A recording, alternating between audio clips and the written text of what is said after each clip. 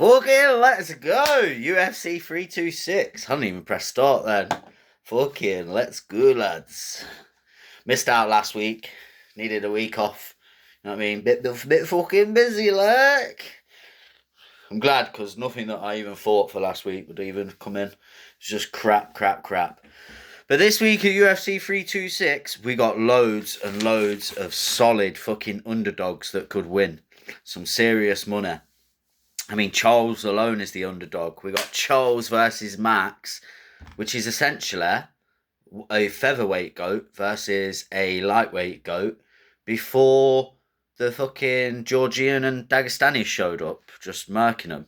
Outside of Islam and Topuria, just murking the lightweights and featherweights. We've got a featherweight goat versus a lightweight goat. And it's a good little BMF battle, this is. Just going to line this up properly. Look at me looking fresh. We're fucking handing out some belts to people today at the academy. So I'm looking fresh. Here's your blue belt, sir. Here's your purple belt, sir. Look how good I look giving it to you. Oh, and I'm in a rush to do it, so I've brought fucking smelling salts to get me fucking fired up and going. You know what I'm saying, mate? Get me going. But right. Let's focus on betting. I ain't got long. I need to rush through this one. Right. As usual, we have a favourites that should and underdogs that could. My book is mainly full of underdogs that could. There's fucking 7 underdogs that I've logged down as strong underdogs that could. Yeah. The favourites that should are so few and far between, and all the unknown fighters. I've not really got many favourites to pick. There'd only be favourites that I'm picking against the underdogs that could. So, this is a strong card to win some serious money. Very strong card to win some serious money. But right, let's fucking crack at it, lad. Who's got new fights? Yeah, there we go. Oh, one sec. I gotta check if... Oh, fight's been cancelled. One fight has been cancelled. Why has that happened? Oh, Gaston Bolaños and Jiong Yong Lee. That fight has been cancelled. And Gaston Bolaños was a very good underdog. That was going to be the second fight on the cards, ladies and gentlemen. But that is gone. Right. Let's go to the first one. Luke Fernandez, new to the UFC, really, outside of the Contender Series. Only 6-0. It's light heavyweight division versus Rodolfo Bellato. You'll know him for his fake knockout where he pretends to get knocked out and just can't fucking handle it. Bit of a faggot, but he's more experienced at the same time. This is a very tough fight to pick. But I'm going against picking the person who faked being hurt. Does that make sense? Like, I could never pick Aljamain Sterling, despite how good he is, for that fake injury he did when Jan hit him. It's just, that shit don't happen, man. Let me try and get this lined up nicely. Right, so I'm going Luke Fernandez. Let's go. The next fight. I'm going to skip through these because they're pretty fucking shit. So we'll go through quick. Next, we have these two are light heavyweights, low-level light heavyweights. Rafael Tobias, Brazilian, versus Diyar Nogosseyev. Kazakhstani or something. But he's got Tourette's. So we're going against him because you can't really have tics and be taking the correct steroids. I think MMA Guru covered this. But you can't really, like, be on them steroids for... all tics and stuff, and then start doing this mid-fight. I just worry, man. Fighting's a sport that involves your brain. So I can't really go with him. So I'm going to go for the favourite there in Rafael Tobias, which is 1.45. And next we go. I'm just going to rush through these because you don't really care about these shit fighters, and neither do I. Sumadeji, Chinese versus, I think, Mexican in Jesus Aguilar. Both around 30. They're both flyweights. One's 5'8", one's 5'4". So there's a size difference for Sumadeshi. Let's go with Sumadeshi. He's a flyweight, bigger. We'll pick that. He's 1.44. Next, now we're at scraps that I like. Cody Durden versus Numujaji Tumendemberel. He's one of them Asian countries, all the islands and stuff. Both flyweights. Cody Durden's 34. Now, Cody Durden's coming off of a fair few losses, but against high-level opponents. But he's a massive underdog here in 2.40, whilst Temendemendemendem is 1.60. But he's not versed anyone. He's just been on the road to UFC a few times and missed out on fighting in the UFC a few times. Hasn't versed anyone other than that style of person. You know what style of Asians. And Cody Durden is seasoned grappler. Very good. He's big. He's strong enough. He's got great grappling. He's versed elite level people. He shouldn't just be dropping off to the bottom of the barrel flyweights and losing. So my opinion is there's a big underdog win there to be had in Cody Durden. Yes, I think he's lost about 4 in his last 5, but I think the last 7 opponents he's had were fucking incredible. So it's like, it is what it is. Alan Nascimento catches you an anaconda choke in the second round. Okay, he's literally training with Charles Oliveira. I imagine he catches subs on him. So yeah, we're going to go with Cody Durden then. Back to another shit fight. Ricky Tercios versus Alberto Montez. Alberto Montez, when I looked this up, he hasn't had a fight since October 2024. Now, he is the favourite here with 1.47 versus Ricky Tercios, 2.75. Tercios, they're both bantamweights. They're both around 31, 32. Both around the same size. I'm going to go with Montez, just because he was more on a winning streak, whereas Ricky Tercios is like a scrapper, but he seems defeated. So we're just going to go with the favourite here in Alberto Montez, even though he's had a lot of time off since October 2024. So it is what it is, man. Right, Dante Johnson versus Cody Brundage. Dante Johnson is built like a fucking joke. Just pure triangle, shred, absolute brick shithouse. He's a middleweight, 5'8". Yeah, that makes sense. He's small, so he looks shred as hell. Do I look good without my beard, don't I? We're staying like this for a while. Dante Johnson versus Cody Brundage. So, Cody Brundage has fought everyone, but he's shit. He just fights them and gets his dough, gets his bread up. But sooner or later, maybe he knows he's going to be out the UFC soon, so he's just taking mad fights. And that Tintin is annoying me. Anyone young won't even remember what Tintin is. You'd have to Google it. Google Tintin. But yeah, Cody Brundage fights everyone, but doesn't necessarily win. And I can't see him winning here because this guy is shred sitter, knocking people out, and he's from a jiu-jitsu gym, if I remember correctly. So Dante Johnson is the full package. Jesus, I'm getting cold. Where's my fucking jacket? I tell you what will get me warm. Some fucking smell it. Tell you what, after this fight, I'm doing smelling salts. Let's fucking go. So Dante Johnson is 27, Cody Brundage is 31. They're both middleweight. We've got 5'8" versus 6 foot. Let's go, Short King with the longer reach, 74-inch reach. Woohoo! Now Dante Johnson, oh my god, he's a ridiculous favourite. 1.12 versus Cody Brundage, 6.5. Cody Brundage is a very late replacement. Very, very late replacement. At max, he's had a couple of weeks.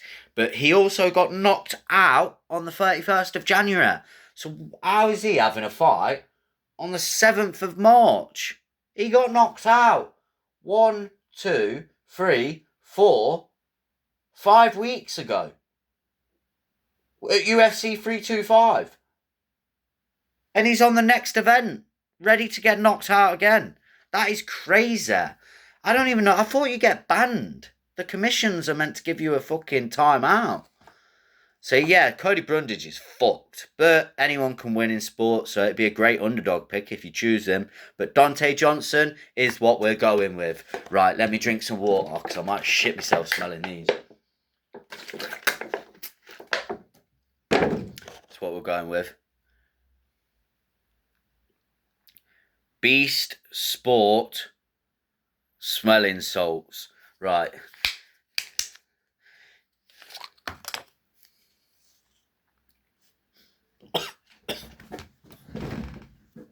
Bastard. That's just the cap. Oh, shit.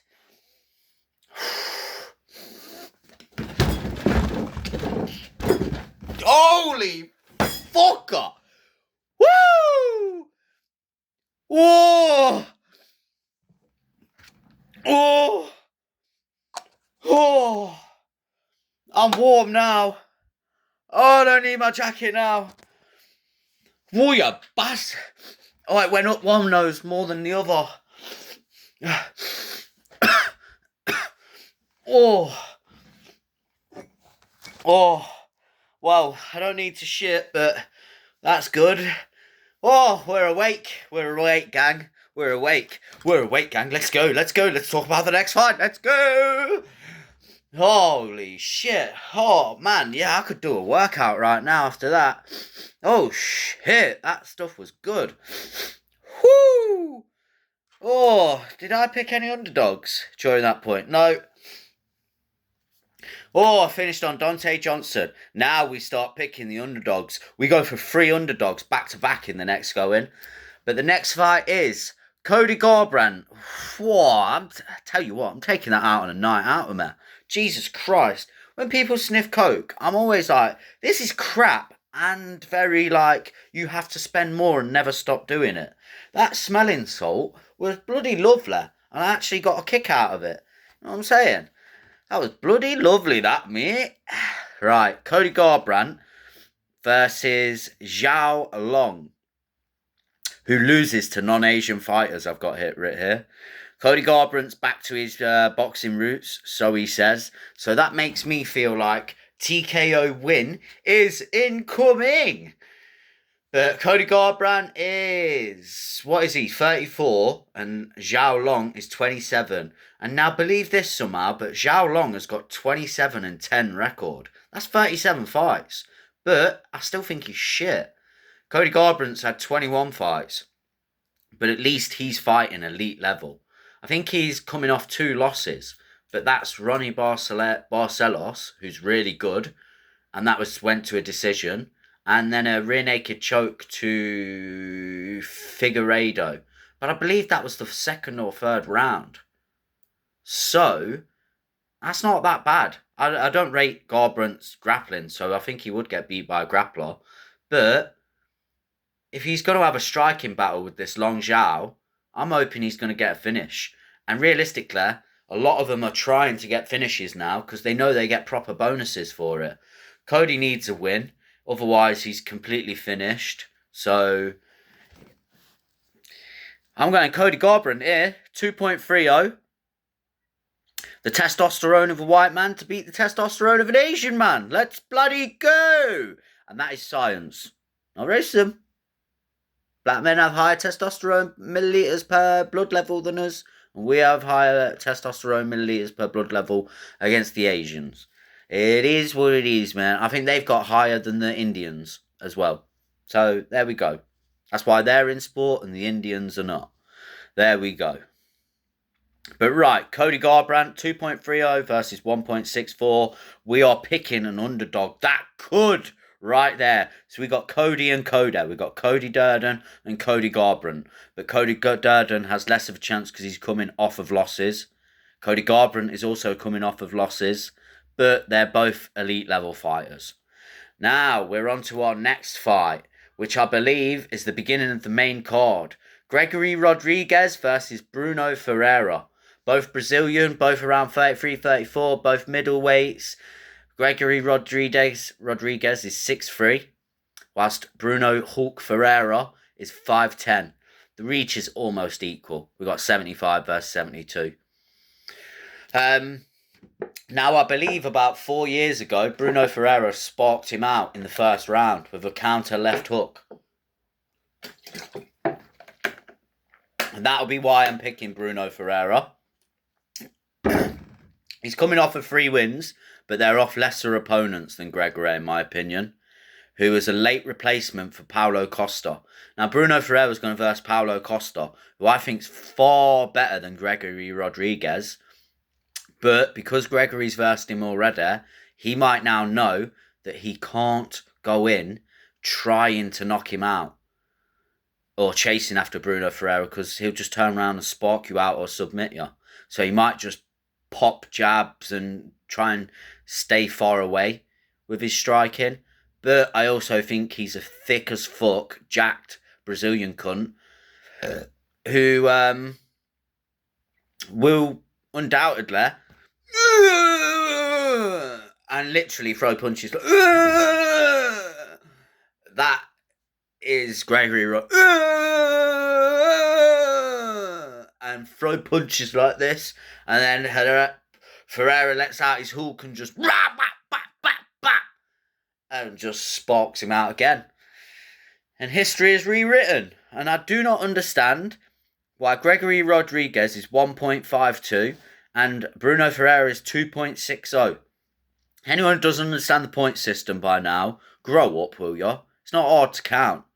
Starting off from 0 to whoever has the highest point, you get the most money. So the closer you are to 0, the closer you are to a favourite. It's not even the closer you are to 0, the closer you are to 1.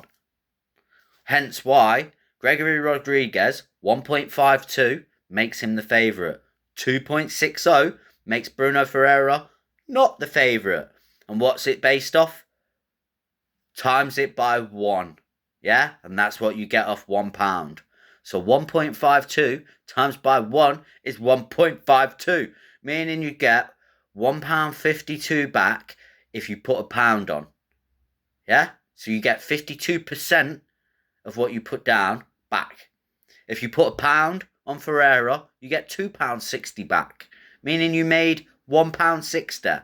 If you put £1 on Gregory Rodriguez, you get £1.52, equaling 52p profit. Let's go with the underdog. Here we go, KO'd him in round 1 in 2023. We got to go with that again, especially as the underdog. Now that is 2 underdogs, back to back. Next, we have a slight underdog, and they are both equal. I've seen on some other betting sites that they're equal at like 1.9 or something. But so far on Bet365, we have Drew Dober versus Michael Johnson, and Drew Dober was the underdog originally at 2.0, whilst Michael Johnson is 1.83. Now, they're both, well, Drew's 37, Michael Johnson's 39. They're lightweights. They're roughly about same size and same reach. Drew Dober is the Giga Chad, pure clean shaven forever, jaw, Giga Chad jaw, shredded as fuck forever. Michael Johnson's just the washed out black man who just fucking somehow still keeps beating young guns. I think he beat Daniel, no, did he come off? He's definitely beat Daniel Zellhuber, who's shit. I think I made money off that fight before. But Drew Dober sparks black guys out. Drew Dober loves fighting black guys and winning them. So if you're new to the sport, you don't understand this. It's been a running joke forever. Drew Dober has been around forever. Michael Johnson has been around forever. Drew Dober only loses to white guys. A bit of a tan, you're cooked. So he's 28 and 15.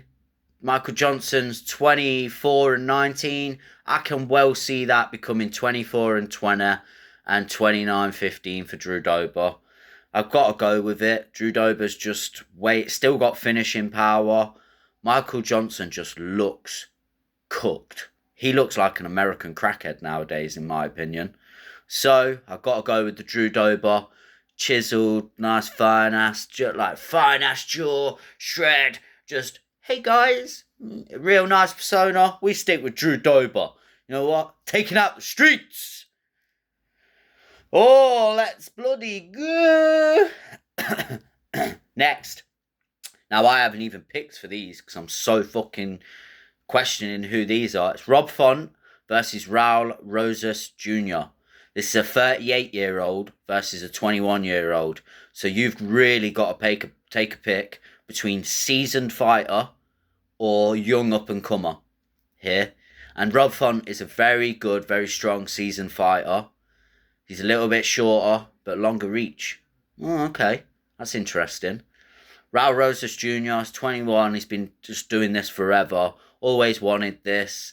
He's going to just go mad for the grappling and the takedowns, which is fair enough. I'm a grappler. We got to go for Raul Rosas Jr. That's what we're sticking with here. But Rob Font could pull it off. And you know what? Actually, what turned me off Rob Font is on the UFC Embeddeds, they just went off and making pizza. And Calvin Kattar even looked like, what the fuck are we doing, man? This is just pathetic. And I just thought, what are you doing? Going in making pizza, buzzing about going to eat pizza after a fight, whilst Raul Rosas Jr. is thinking, no, man, one day I want to be the best. I want to do this, one that. And you're like, yeah, man, I just can't wait to finish my fight and eat some pizza. I can never choose those guys to be the elite. So if they're versing someone who wants to be the elite, then I'm going to pick them. And that's why I'm picking Raul Rosas Jr. 1.45. Now, this next fight is a big question mark for me because my original choice, after research, had changed. So, my original choice for this, we have Kai Baralho from the Fighting Nerds versus RDR Reina de Ridder. Now, I didn't want to choose Reina de Ridder because he quit in like the 3rd round or 4th round on the stool against Brendan Allen after like dominating him with some grappling and them just being too tired to carry on. And I was like, man, that's real bitch made, that is. That's real bitch made. But he does fight at middleweight. He is 6'4", 70-inch reach, and he's 35. And I looked, and I think he's had something like 7 fights in the last 2 years. And I looked at Kai Baralho, and I think he's had something like 2 or 3, if that. I mean, like 3 is the maximum. So, can you really be mad at someone with a 21-3 record when they've had so many fights? And the thing is, you look before his UFC, he was having loads of fights. So this guy's just been in non-stop camp forever. And he hasn't really took time off. It looks to me like he probably took a month or 2 off in November, December. I still don't believe he did. And probably enjoyed Christmas and that. But for him to be here at this fight, he's been on a 8-week camp. An 8-week camp would take you back to the 5th of January. So maybe he enjoyed November and December a little, but I mean, instantly, as the new year was over, these were instantly in camp. So I hope he did enjoy himself, catch some breath of wind back for him. And after research, I chose RDR. Before research, I choose Kai Baralho. Yeah? Fighting Nerds, hopefully a bit smarter and stuff like that. But because RDR is a massive underdog at 3.25, I've got to pick him again. Because it's like, he is a great grappler and he is good at that. He is one of the highest levels at that weight category. It's just, will we find out he can't reach the top? Because he needs to be a light heavyweight. He's cutting too much weight, maybe. Suppose we will find out tomorrow over which one of these won't reach the top. Out of these two fighters, only one of them's reaching the top after this. That's just the way it's going to go. For the underdog's sake and for such hard... After research and the odds, I would choose RDR because it's just way more worth it. Kai Baralia at 1.36, you can pick him. But 3 fights in 2 years, meh. We're going with RDR. And finally, Max versus Charles. This is incredible. I think I looked at this before, yeah, and I think Max has had something like 20 fights, and Charles has had something like 24 fights since they last fought in the UFC. Now, when they last fought, Charles was bitch made. He had great submissions, but he was bitch made. I think he just quit, and they're still like, oh, we never found out what that problem truly was. Because there was no true problem. He hurt his jaw or his shoulder or something. I mean, something could come lodged. There could be nerves or something lodged there. But he was considered bitch made when they last fought. Now, Charles is not bitch made. Charles can lose, like he did to Islam and Topuria, but he is not bitch made. He tries his best. Now, they're both coming off of one win from their fucking Topuria loss. Flatlined loss for both of them. So both of them can be flatlined now, because it's happened before. I think Charles has the power, Max has the speed. Charles has the finishing ability, Max has the decision ability, because he's stronger throughout the fight. But I've got to base it off who they fought. And when they fight each people, like Poirier or Gaethje or Topuria, Charles has done better against Topuria. Charles absolutely murked Poirier and Gaethje for fun, whereas Holloway barely beat them. He took both of them all 5 rounds. He may have beat Gaethje in the last 9 seconds, but that's someone who had a broken nose from the first round, and he still couldn't finish him. So I'm really not keen on Max's finishing ability, and he's been subbed by Poirier, I think, twice before. So I'm a bit like, Charles has to sub you. Because I just don't think Max has great grappling, and he's never had to fight anyone to improve his grappling.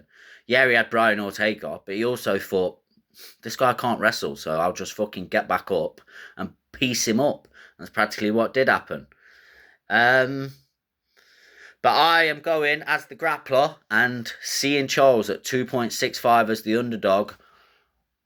Booyakasha, we're going with Charles, bro. Grappling style, grappling heavy. We are going with Charles, who, let's be honest, at lightweight is well more proven. Max has been there. Well, I think Max has a losing rematch thing as well. I think he's like 2-3. He's won 2 rematches and lost 3 of them. And Charles has won 4 of his rematches. All 4 of his rematches he's won.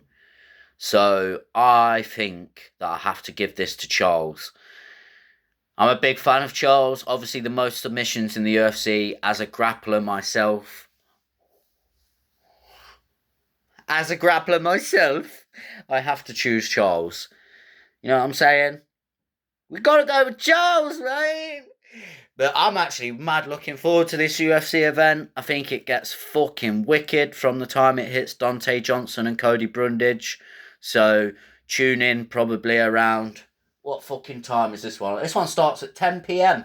So maybe tune in around 1 p.m. Yeah, I bet the Cody Brundage and Dante Johnson, I bet that's about 1 p.m. 10, 10:30, 11, 11:30, 12... 12:30. Yeah, let's say about 1. Let's say about 1 p.m. then. You got fucking lovely card after that. Right.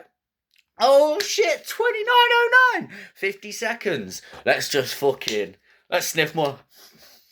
Oh! Oh! Oh! Oh! Oh! Oh, it's still there. It's still there. Oh. Oh. Oh. Shit, man. Yo, these bodybuilders, if they were going through breakups and sniffing smelling salts and hitting workouts, they're fucking crazy, man.